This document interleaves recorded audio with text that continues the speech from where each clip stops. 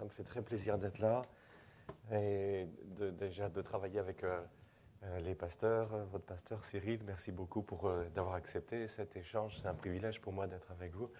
Et puis de retrouver aussi le pasteur Marc XVI. Quand il était encore marseillais, il est venu prêcher chez nous à Marignane. Et puis les épouses aussi de pasteurs, toute l'Église, très heureux d'être ensemble. Aujourd'hui, je voudrais vous prêcher vous enseigner, on va dire, sur ce thème « Être généreux ». Alors, c'est un sujet qu'on n'aborde pas très souvent et qui demande, je dirais, de la sagesse et de l'équilibre. Mais on ne doit pas laisser ce sujet à ceux qui, le monopole de ce sujet, on ne doit pas le laisser à ceux qui, justement, enseignent sans équilibre. Pourquoi je vous dis ça ? Parce qu'il y a des gens qui se sont fait spécialistes, jusque dans nos milieux évangéliques, d'enseigner sur des principes de la parole de Dieu que je vais vous exposer, mais à leur manière et pour leur intérêt. Et quand ils vont de lieu en lieu, quand ils repartent avec un paquet de chèques dans la poche. Ils sont équipés du terminal pour recevoir la carte bleue, les billets et tout et tout. Promis, je repars sans chèque. Je voudrais juste que sur ce thème qui est important, on ne laisse pas le monopole à ceux qui le prêchent de manière intéressée, qu'on apporte ce que dit la parole de Dieu, tout simplement. Je vous propose qu'on prie ensemble et puis ensuite on lit la parole de Dieu. Merci. Oui, c'est vraiment une joie pour nous d'être réunis autour de toi. Parce que c'est ta présence qui fait pas juste la raison d'être de ce culte, mais aussi toute sa puissance. Seigneur, nous sommes mis autour de toi pour te louer, t'adorer, et maintenant nous nous mettons encore autour de toi pour écouter ta parole. Merci pour le Saint-Esprit qu'il applique maintenant à nos cœurs. Au nom de Jésus, Amen. Alors on fait la lecture dans la lettre de Paul aux Corinthiens, la 2e, chapitre 9, à partir du verset 6 jusqu'au verset 11. Je vais vous le lire dans la traduction en français courant.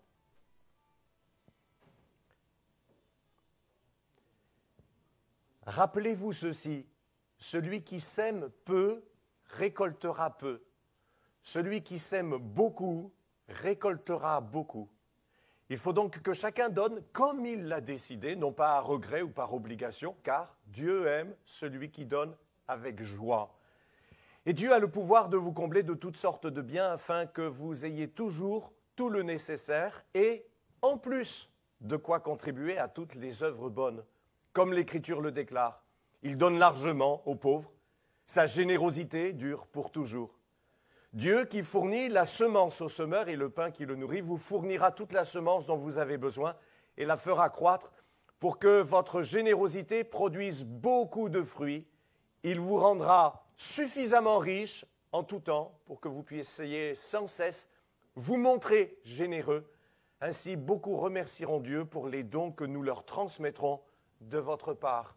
À ce moment-là, Paul organise une collecte pour les chrétiens des églises de la région de Jérusalem qui sont frappés par la famine et puis par toutes sortes de détresse. Et Paul organise cette collecte dans les églises qu'il a fondées, en particulier ici en Grèce, notamment donc l'église de Corinthe.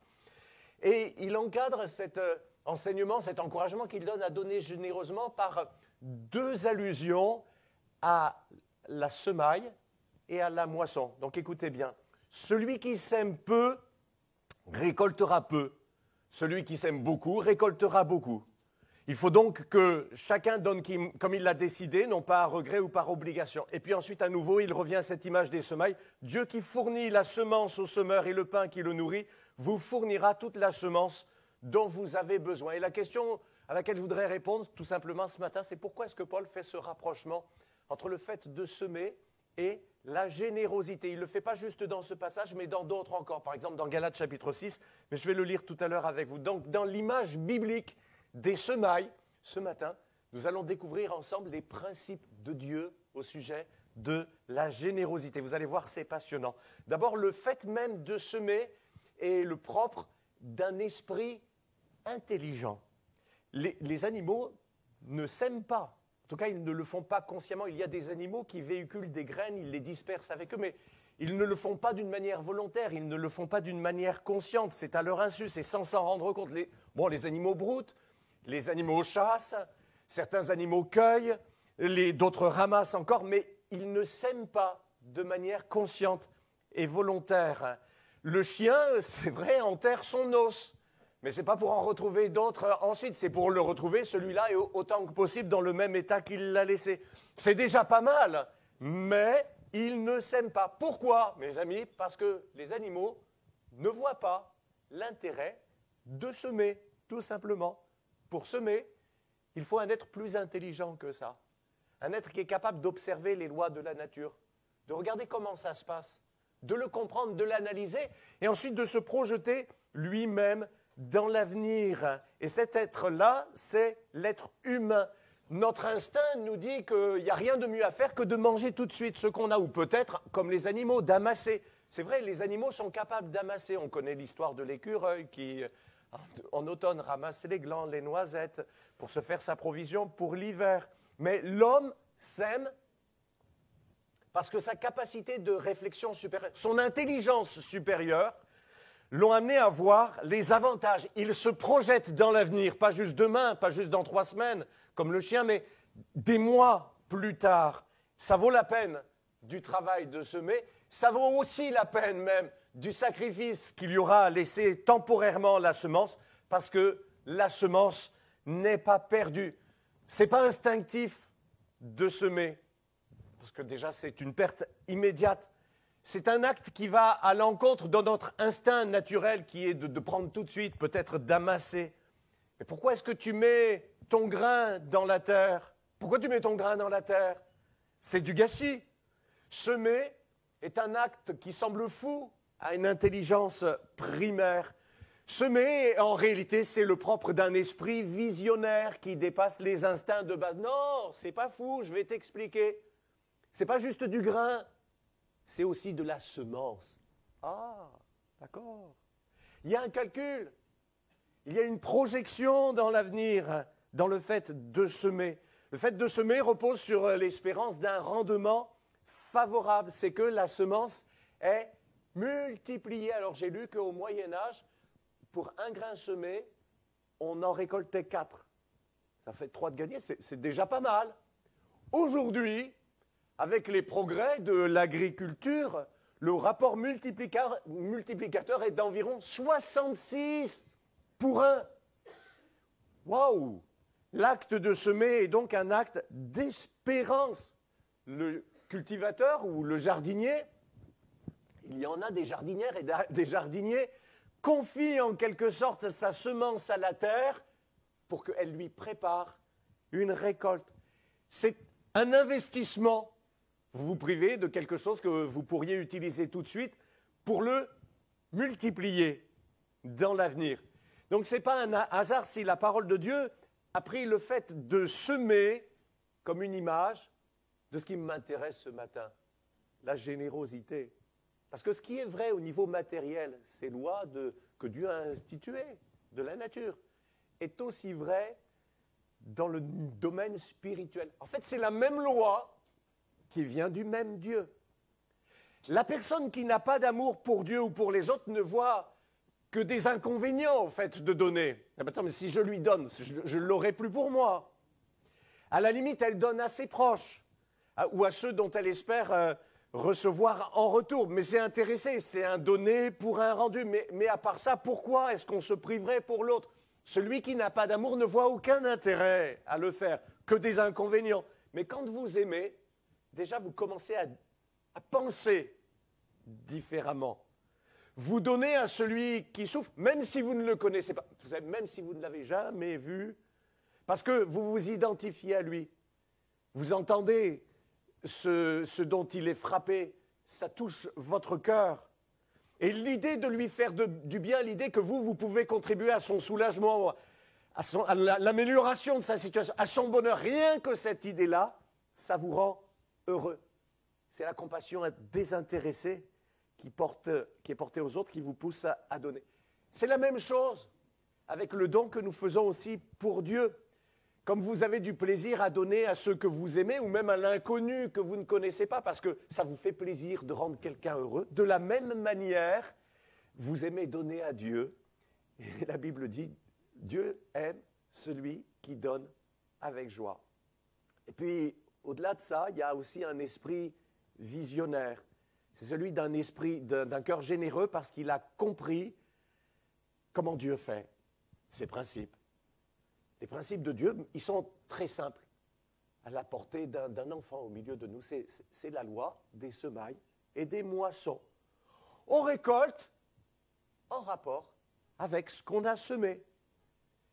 Dieu veut nous enseigner pour que nous dépassions la mentalité primaire de retenir, d'amasser par instinct de sécurité. Ça c'est moi livré à moi-même. Je raisonne comme ça. Dieu veut nous conduire dans une mentalité visionnaire, plus intelligente aussi, une mentalité d'espérance, une mentalité de foi. Vous donnez parce que vous avez compris que Dieu promet une moisson à votre don. On va voir cette moisson, elle est variée, elle est riche. Vous entrez dans une nouvelle dimension.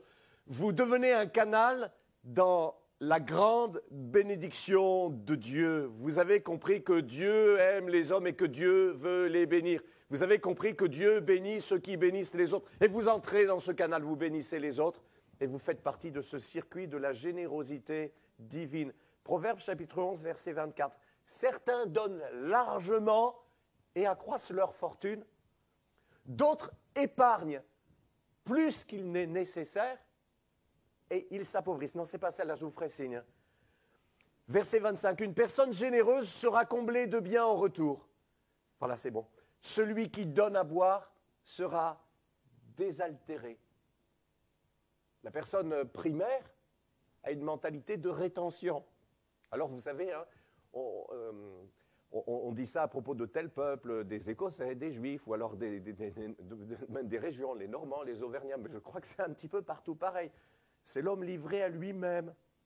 Tandis que le croyant généreux est une personne visionnaire. De la même manière que l'être humain, qui est le plus intelligent de tous les êtres vivants présents sur la terre, sème les grains qu'il pourrait manger parce qu'il a la vision de la récolte supérieure après la perte momentanée. De la même manière, le chrétien spirituellement intelligent fait don de ce qu'il pourrait utiliser parce qu'il a compris le pouvoir multiplicateur de la générosité. Notre texte de départ dit « Dieu qui fournit la semence au semeur et le pain qui le nourrit vous fournira toute la semence dont vous avez besoin et la fera croître pour que votre générosité produise beaucoup de fruits. Il vous rendra suffisamment riche en tout temps pour que vous puissiez sans cesse vous montrer généreux. » Donc le chrétien qui est spirituellement intelligent comprend la manière d'agir de Dieu. Il a compris comment ça se passe avec Dieu et il entre dans ce circuit de générosité divine en anticipant l'avenir, exactement de la même manière que le cultivateur ou simplement le jardinier anticipe l'avenir. C'est ça qui se passe hein, quand on met sa semence dans la terre. Les semailles, c'est vrai, semblent toujours une perte. Vous enterrez, alors pas vos proches, mais votre grain. D'une certaine manière, vous enterrez votre argent. Les semailles peuvent être douloureuses, elles peuvent être une sorte de sacrifice, un sacrifice momentané qui prépare une récolte plus importante que la perte. Ceux qui sèment avec larmes moissonneront avec des chants de joie. Celui qui marche en pleurant avec un sac de semences, parce qu'il aurait aimé la manger, reviendra avec joie en portant ses gerbes. Psaume 126, verset 5 et 6. Je crois que Dieu encourage quelqu'un au milieu de nous ce matin qui est modeste. Ce qu'il donne, c'est un sacrifice pour lui. Mais le Seigneur vous bénira en réalité. Et souvent, j'ai remarqué, ce sont en proportion, hein, pas toujours, il y a aussi des riches qui sont très généreux, mais souvent, j'ai remarqué qu'en proportion, les personnes modestes sont plus généreuses que les autres. En proportion, Dieu prépare votre récompense. Et cette récompense, elle va compenser, et plus que compenser, votre sacrifice. Le pouvoir multiplicateur des semailles et des moissons se retrouve à bien des reprises dans l'Écriture. C'est un principe de Dieu. Vous connaissez ce passage où Jésus dit à ceux qui ont tout quitté pour le suivre, il dit, ceux qui ont tout quitté pour moi, pour la bonne nouvelle, sa maison ou ses frères, ses sœurs, sa mère, son père, ses enfants, ses champs, il recevra 100 fois plus dans le temps où nous vivons maintenant. Marc chapitre 10, verset 30. Alors justement, cette moisson que nous pouvons attendre, elle est variée. Déjà, votre don va répondre à des besoins. Dans le texte de base de ce message, le contexte est de venir en aide aux chrétiens pauvres, je vous l'ai expliqué, de Jérusalem et de la région. Et Paul dit au verset 12 que ce service de générosité pourvoit aux besoins des croyants. C'est le premier objectif ou c'est l'objectif direct. Vous donnez pour des croyants qui vont être mis à l'aise grâce à votre don. Des croyants pauvres. C'est le premier objectif, c'est l'objectif direct. Vous donnez pour cela. C'est le même principe d'ailleurs avec l'offrande à l'Église. Vous avez une vision de ce à quoi votre don va servir. Si je mets l'offrande à l'Église, l'Église va pouvoir avoir un pasteur à plein temps qui va se consacrer non seulement à prêcher l'Évangile, mais aussi à prier pour l'Église, à suivre les âmes. Et ainsi, il y aura des gens qui seront sauvés. Et on est bien d'accord, faire venir des âmes et qu'elles soient sauvées, ce n'est pas juste faire grandir l'Église, ce n'est pas juste remplir l'Église. C'est mieux que ça, c'est remplir le ciel. Alors, votre vision, je suis sûr, est plus large. J'imagine que dans votre église, ici, à la Seine-sur-Mer, comme dans la plupart de nos églises, vous soutenez aussi les autres églises plus petites. C'est ce qu'on appelle la mission intérieure. Vous prenez une partie de vos offrandes et vous donnez aux autres églises, où ils sont que 10, que 20, que 30, etc. Et vous le faites pour des régions, des gens que vous ne connaissez pas. Vous le faites aussi pour les pays éloignés. Ça, c'est ce qu'on appelle l'action missionnaire. Donc, c'est remplir le ciel, pas juste de gens qui habitent votre région, les villes à proximité, mais des gens d'autres régions, d'autres villes, d'autres pays. Tout ça, vous y participez par votre générosité. C'est formidable. Vous voyez, donner, c'est un acte visionnaire. Comme le jardinier qui met sa semence dans la terre, parce que déjà, là, il voit la récolte qu'il va faire. Je vais avoir des bons melons cet été. Vous et moi, nous donnons parce que nous voyons à l'avance, mieux que des melons, des âmes sauvées, les vies transformées, restaurées, les gens qui n'ont aucune espérance, qui sont sans Dieu, heureux avec le Seigneur ici-bas et pour l'éternité. Et puis, outre ça, il y a aussi le fruit indirect. Paul continue à propos des effets qu'il attend de la générosité des Corinthiens, c'est au verset 13 et 14, il dit « Ce service que vous accomplissez ne pourvoit pas seulement aux besoins des croyants, mais il suscite encore de très nombreuses prières de reconnaissance envers Dieu. Impressionnés par la valeur de ce service, beaucoup rendront gloire à Dieu pour l'obéissance, témoignant de votre fidélité à la bonne nouvelle du Christ. Ils lui rendront gloire, ainsi que pour votre générosité dans le partage de vos biens avec eux, et avec tous les autres. Il faut que vous suiviez Paul dans son raisonnement. Vous allez voir, c'est très, très intéressant. Voilà ce qu'il dit. Il dit, si vous donnez, ce sera merveilleux, parce que les gens à qui vous allez donner vont être poussés à adorer Dieu. Alors pour Paul, ça, c'était aussi une motivation du don. Les gens qui vont bénéficier de votre générosité vont se dire ceci, ah, c'est formidable. Donc là, il pensait aux chrétiens de Jérusalem et de la région qui passaient par des difficultés matérielles. Voilà ce qu'ils vont dire. Ils vont dire, ah, ces gens que nous ne connaissons même pas, ils ne nous ont jamais vus, tu as touché leur cœur, Seigneur, pour qu'ils prennent à cœur notre situation. Non seulement qu'ils prennent à cœur que ça les touche, mais plus que ça, pour qu'ils donnent de leur argent, qu'ils viennent nous aider. C'est toi qui as fait ça dans leur cœur. Oh, c'est merveilleux ce que tu fais dans le cœur des hommes.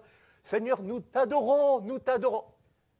Convenez entre moi que ça, c'est une motivation spirituelle du don, mais alors à un niveau plus.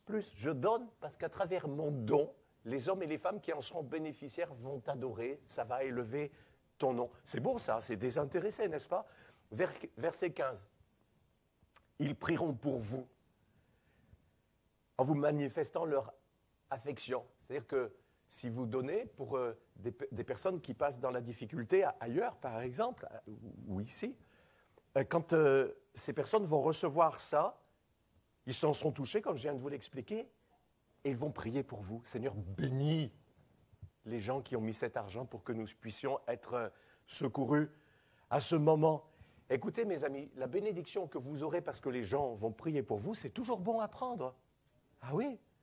Job disait ceci, est-ce que j'ai vu le pauvre privé de vêtements et le nécessiteux manquant de couverture sans leur donner une occasion de me bénir pour avoir pu se réchauffer sous la toison de mes brebis? Quatrièmement, dans ce passage, il est sous-entendu que Paul avait encore autre chose en vue à travers cette collecte. Je vous explique. Certains chrétiens de la région de Jérusalem étaient étroits d'esprit. Ils méprisaient les membres des églises que Paul avait fondées. Vous savez pourquoi? Parce que c'est des églises que Paul avait fondées dans des terres non juives, des terres païennes. Or, Paul, quand il amenait les gens à l'évangile, il les amenait juste à la foi en Jésus, à suivre la parole de Dieu, mais pas à suivre les rites de l'Ancien Testament pour les Juifs. Et en particulier, Paul ne leur enseignait pas, il ne leur demandait pas de se faire circoncire. Ce qui fait que certains croyants, des chrétiens, mais un peu étroits, qui étaient à Jérusalem, méprisaient les convertis de Paul, entre guillemets, parce qu'ils disaient, oui, bon, ce ne sont pas vraiment des membres du peuple de Dieu comme nous, parce que d'abord, ce sont des non-juifs, et puis ils ne se sont même pas fait circoncire. Alors, quand Paul a su que ces croyants de Jérusalem passaient par des moments difficiles, voilà ce qu'il a dit. Il a dit, je vais faire une collecte pour eux dans les églises que j'ai fondées, pour leur venir en aide. Et comme Paul savait jouer au billard à 3 bandes, voilà ce qu'il voyait dans son esprit. Comme ça, ceux qui méprisent les chrétiens de ces pays non-juifs, parce qu'ils ne sont pas circoncis, verront à leur amour par ce don qu'ils ne sont pas moins chrétiens que les autres. Et ça les fera aussi évoluer dans leur mentalité. Ça, c'est aussi un fruit de la générosité. Je lis encore avec vous, alors toujours dans la Bible en français courant, on reste sur cette diapo, c'est Galates chapitre 6, versets 6 à 9. Alors, c'est la même image de la semence de la générosité, vous allez voir, hein, c'est frappant, qui est appliquée maintenant à nos dons pour l'Église. Celui qui est instruit dans la foi chrétienne doit partager les biens qu'il possède avec celui qui lui donne cet enseignement. Ne vous y trompez pas, on ne se moque pas de Dieu. L'homme récoltera ce qu'il aura semé. S'il sème ce qui plaît à sa propre nature, la récolte qu'il en aura sera la mort. Mais s'il sème ce qui plaît à l'Esprit Saint, la récolte qu'il en aura sera la vie éternelle. Ne nous lassons pas de faire le bien, car si nous ne nous décourageons pas, nous aurons notre récolte au moment voulu. Donc ici, Paul ne parle plus de la générosité envers les pauvres, comme je vous l'ai expliqué, mais à l'égard de l'œuvre de Dieu. Verset 6, « Celui qui est instruit dans la foi chrétienne doit partager les biens qu'il possède avec celui qui lui donne son enseignement. » Alors l'Église a toutes sortes de projets et c'est bien. Par exemple, avant d'équiper toutes les salles d'enseignement des enfants d'écran pour que les moniteurs puissent faire d'écran TV, pour que les moniteurs puissent faire leur diaporama et tout ça. C'est un bon projet, hein, c'est bien, moi je vote pour, il n'y a pas de souci. Avant ça, le premier usage des offrandes de l'Église est d'apporter une rémunération digne à son pasteur. Et au-delà du soutien financier des serviteurs de Dieu, ici Paul pose le principe de l'offrande. Et il veut nous faire comprendre dans ce passage que ce sujet est de la plus haute importance quand même. Écoutez-le, c'est le verset 7. On le lit, on l'affiche aussi s'il vous plaît. Ne vous y trompez pas, on ne se moque pas de Dieu. L'homme récoltera ce qu'il aura semé. Rien que les mots, on ne se moque pas de Dieu. Comme ça, là, en plein milieu de ce sujet sur l'offrande à l'Église, je ne sais pas vous, mais moi ça me fait un drôle d'effet.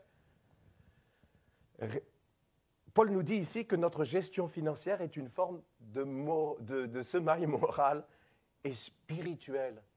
Notre gestion financière, quelle qu'elle soit, c'est fort.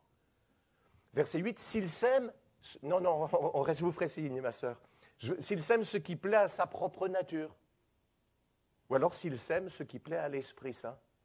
Donc l'usage de notre argent est une sorte de semence, toujours. Mais c'est soit une semence égoïste, et perdue en réalité, soit une semence généreuse vis-à-vis de Dieu. On sème pour ce qu'on aime. On sème là où on veut investir notre cœur, ce qui est précieux à nos yeux, pour la vision qu'a notre esprit. On ne peut pas dire à Dieu « je t'aime » et le tenir à l'écart de notre générosité. Moi, j'offre à mes petits-enfants parce que je les aime, mais pas à Dieu. Et t'aimes pas Dieu? Si, j'aime Dieu. Ben alors, vous comprenez mes amis, c'est pas possible. Le raisonnement de Paul est serré. Il ne nous laisse pas nous échapper, mais c'est pour notre bien. Verset 9, on peut l'afficher s'il vous plaît, car si nous ne nous décourageons pas, nous aurons notre récolte au moment voulu. Les traductions secondes disent « nous moissonnerons au temps convenable ». Alors, je vous donne 2 exemples de cette loi des semailles et des moissons, donc un exemple négatif et un exemple positif. Il faut toujours du négatif pour développer le positif. Alors, l'exemple négatif, c'est quand les Israélites sont revenus de l'exil à Babylone. Ils avaient été déportés là-bas à cause de leur péché, de leur infidélité, puis parce qu'ils s'étaient repentis, puis à cause de sa promesse, à cause de leur prière aussi, ils ont pu rentrer dans le pays promis au bout de 70 ans, parce qu'ils ont supplié Dieu. C'est le retour de l'exil. Le problème, c'est qu'au retour de l'exil, parmi les Juifs qui étaient revenus dans le royaume de Juda, c'était la course à la plus belle maison. Ah. Tandis que le temple de Dieu était en ruine. Alors Dieu a détourné la pluie du pays jusqu'à ce que les Israélites, les Judéens en tout cas, comprennent qu'il y avait un problème. Ils agissaient mal. Je vous cite le passage, je le lis. C'est dans Agé, chapitre 1er, versets 2 à 7. Les gens de ce peuple affirment que ce n'est pas le moment de rebâtir mon temple. Eh bien, c'est Dieu qui parle. Est-il normal que vous habitiez des maisons richement décorées alors que mon temple est en ruine? Je vous le demande, moi, le Seigneur de l'univers. Réfléchissez à ce qui vous arrive. Vous avez beaucoup semé, mais votre récolte est très faible. Vous n'avez pas suffisamment à manger pour bien vous nourrir et pas suffisamment à boire pour vous rendre gai. Vous n'avez pas assez de vêtements pour vous tenir chaud. Et le salaire du travailleur s'épuise aussi vite qu'une bourse percée. Je vous le répète, moi, le Seigneur de l'univers, réfléchissez à ce qui vous arrive. Comprenez le message de Dieu? Faites un petit peu attention. Vos affaires marchent mal, n'est-ce pas? Rien ne va plus? Essayez de comprendre pourquoi. D'où vient le problème? C'est que le Seigneur, moi, je vous résiste. C'est le même principe que Paul enseigne aux Galates. On ne se moque pas de Dieu. L'homme récoltera aussi ce qu'il aura à semer. Maintenant, l'exemple positif, c'est l'église de Philippe, une des églises que Paul avait fondées en Grèce. D'ailleurs, la première église qu'il a fondée en Grèce, en Europe. Paul leur dit, c'est dans Philippiens chapitre 4, verset 16, on l'affiche. Aux Philippiens, il dit, « Pendant mon séjour à Thessalonique, vous m'avez envoyé par 2 fois des dons pour subvenir à mes besoins. » Et puis au verset 19, on continue, on l'affiche aussi. « Aussi, mon Dieu subviendra pleinement à tous vos besoins. Il le fera selon sa glorieuse richesse qui se manifeste en Jésus-Christ. » Là aussi, c'est les semailles et les moissons, mais la moisson là est heureuse. C'est la moisson de la bénédiction. Puis vous voyez le pouvoir multiplicateur de la semence? Qu'est-ce qu'ont fait les Philippiens? Ils ont envoyé à Paul un soutien à 2 reprises. Et c'est quoi que Dieu leur donne en retour? Et mon Dieu pourvoira à tous vos besoins, selon sa glorieuse richesse.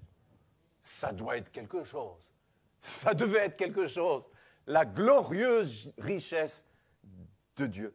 Jésus lui aussi a parlé de ce principe multiplicateur de la générosité récompensée. On affiche, s'il vous plaît, « Donnez et l'on vous donnera. On versera dans le pan de votre vêtement une bonne mesure, bien tassée, secouée et débordante, quand on emploiera à votre égard la mesure dont vous vous serez servi pour mesurer. » Allez, je termine avec cette question, comment donner? C'est peut-être aussi important que combien donner. Certains ont une pratique légaliste de l'offrande, mais il n'y a pas de vision là-dedans. C'est juste une habitude, une règle. Mais l'Écriture dit, on l'a lu tout à l'heure, on le réaffiche maintenant s'il vous plaît, il faut donc que chacun donne comme il l'a décidé, non pas à regret ou par obligation, car Dieu aime celui qui donne avec joie. Que chacun. Certains pensent que l'offrande, c'est pour les autres. Les pauvres, ils s'excluent du circuit de la bénédiction. Donner comme on l'a décidé, c'est une affaire entre vous et Dieu. On n'a rien à voir là-dedans. Tiens, en fait, décider, ça montre que c'est un acte réfléchi. On prend une décision mûrie. On peut prier aussi pour ça, bien sûr, et on s'y tient. Donner sans regret. Ah, sinon, ça gâcherait tout. Hein, si on vous fait un cadeau et puis vous voyez que la personne, elle fait la tête, ça gâche. C'est pareil pour Dieu, mes amis. C'est sûr. Hein. Surtout que Dieu, lui, il regarde au cœur. Il ne regarde pas juste la tête, il regarde au cœur. C'est jamais un sentiment de culpabilité qui doit être à la base de notre offrande. Je ne sais pas la loi. Je vais le faire parce que c'est comme ça que les chrétiens évangéliques ils font. Donner sans obligation, pas de légalisme dans l'offrande. Je suis sûr ici, on ne contrôle pas, chacun donne ce qu'il veut. C'est comme ça que ça fasse. C'est un acte volontaire. Ici, personne ne force personne à donner, gloire à Dieu, et puis donner avec joie. Ça, c'est la cerise sur le gâteau. C'est la joie qui doit dominer quand vous avez l'occasion de donner. quand on passe pour recueillir les offrandes, ça doit être un moment de joie, un chant joyeux. Quand j'étais missionnaire en Afrique, les gens, alors c'était pas comme ici, on passait pas avec les gens venaient sur le devant, il y avait le panier, et les gens venaient en dansant. Bon, moi je dansais pas, bien sûr, heureusement, mais parce que je ne sais pas, mais les gens venaient en dansant. Tiens, quand vous tapez votre virement pour l'offrande de l'église, vous savez ce que vous faites? Vous faites un clin d'œil à Dieu, vous faites « C'est pour toi, Seigneur ». Je vous garantis, vous allez donner avec joie. Ah oui, vous lui dites « Seigneur, c'est parce que je t'aime ». Voilà, j'ai terminé. Je pense que nous avions sous-estimé la valeur de la générosité. Si j'avais fait un sondage au début là, du message pour vous dire, à votre avis, c'est quoi les lois spirituelles importantes? On aurait répondu, la prière, je ne sais pas moi encore, la foi. Nous pensions qu'être généreux, c'est un point secondaire de la vie chrétienne. Nous avions tort. Et aujourd'hui, nous avons compris que, un esprit mûr, spirituellement intelligent et puis qui plaît à Dieu, se manifeste par la générosité. Voilà. Mes amis, il n'y a plus qu'à que Dieu nous bénisse. Et c'est promis, je repars sans chèque, sans... Gloire à Dieu. Amen. Merci pour ta parole. Nous te louons parce que tu nous enseignes la vérité. Ce matin, c'était bien que nous soyons tout simplement là devant la vérité de ta parole. Au nom de Jésus. Amen. Amen. Et merci d'être généreux en nous prêtant votre pasteur. Bientôt, il va venir à Marignane. Gloire à Dieu. Merci Laurent. Voilà, je souriais parce que c'est vrai que depuis le Covid, on ne passe plus avec les panières. Maintenant, il y a la boîte et chacun fait comme il veut. Voilà, hein, voilà. Merci Laurent, on veut garder ça dans notre cœur, c'est tellement important. Alléluia. On prie le Seigneur qui nous aide à garder ça et puis après on se sépare dans la paix, dans la joie. Seigneur, merci pour encore ce matin ces rappels, ce que tu mets là devant nous. Seigneur, je réalise encore combien c'est important. Seigneur, merci parce que tu regardes au cœur, tu regardes... Seigneur, tu ne regardes pas combien, mais comment. Alors, Seigneur, à toi la gloire, Seigneur. Merci de nous rappeler ces choses, Seigneur. Et nous voulons vraiment, Seigneur, dans tous les domaines, n'en négliger aucun, Seigneur, t'être agréable. Alors, Seigneur, à toi la gloire, Seigneur. Tu bénis Laurent, Seigneur, dans l'œuvre où tu l'as placé, tu bénis cette église de Marignane. Seigneur, tu conduis toutes choses, tu conduis nos vies, tu conduis, Seigneur, tes églises, Seigneur. Et merci parce que, Seigneur, tu veux nous amener plus loin. Alors, à toi soit la gloire, Seigneur. Au nom de Jésus. Amen. Amen. Que Dieu vous bénisse. Bon retour.